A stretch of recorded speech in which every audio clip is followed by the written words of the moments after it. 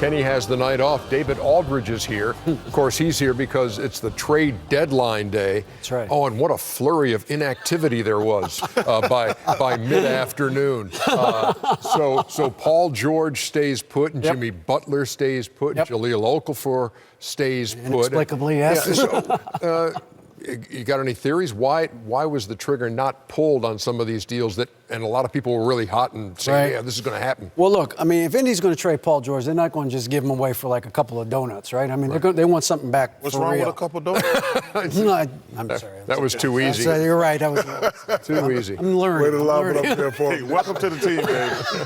That was a Vince Carter lob right now. They wanted that first. They wanted the Brooklyn pick, you know. And I thought that was in play. Well, you hear different things about whether it was actually in play or not. I think if it was in play, they may have gotten something done. My guess is it probably was not.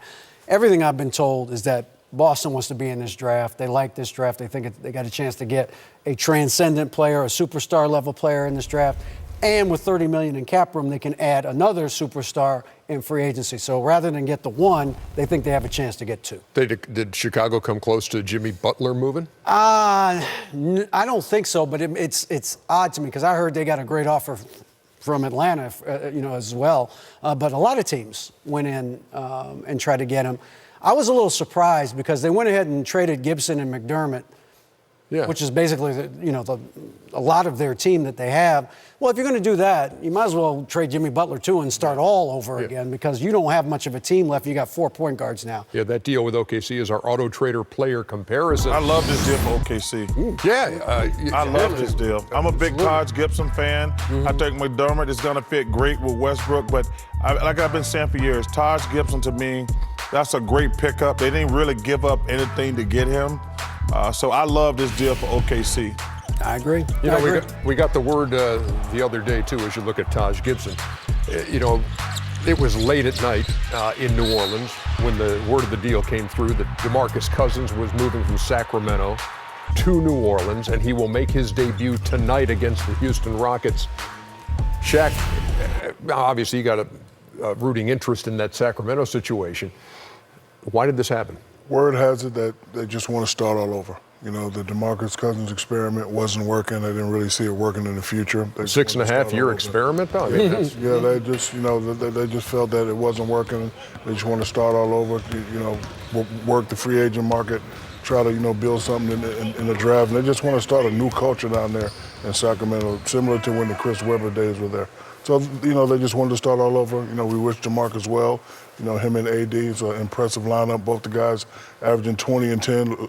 The last Twin Towers to do that was David Robinson and Tim Duncan. They have a really good shot at making the playoffs now, and they wish them well, but they just wanted to start all over. Chuck, you want to throw, because this is looked at as, hey, what a front line. Do you want to throw any cold water on this as far as New Orleans goes and what it's going to mean for that team? Well, two things. Number one, I think the NBA made a great mistake tonight. This should have been our game tonight. You got to show, first of all, it's going to be a great experiment, and they play in the Rockets. Listen, the Cavs are beating they've beaten the Knicks 9 straight times. They're going to beat them 10 straight times after the night. We should have shown this game because it is must-see television. Ernie, for me, DeMarcus Cousins is a tremendous talent. What's going to be interesting to me watching what happens is he's not going to be getting the ball as much. So, and first of all, I hate putting myself in this situation, but when I got traded to Phoenix, like when you're on a team that's not very good, you get the ball all the time. Every play. Yes, but when I got traded to Phoenix, I played with Dan Marley, Kevin Johnson, Ced Ceballos, Mark West. I could go and get rebound, and I was content. What's going to be very interesting for me for DeMarcus Cousins is he's not going to get 10 to 15 more touches, less touches than he was getting in Sacramento. What is he going to bring to the table? Is he going to concentrate on defense? Is he going to rebound the ball? Because when you play with Anthony Davis, he needs the ball too. When you play with a Drew Holiday, he needs the ball too. That's what's going to be fascinating. Nobody has ever questioned DeMarcus Cousins' talent. They question his mentality and his work ethic. And you know what? I'm looking forward to watching this. Are they a playoff team now? They're 11 right now. Are they a playoff team? Chuck makes some very interesting points. I think they are a playoff team, but it'll probably take some time. Both guys like having the ball.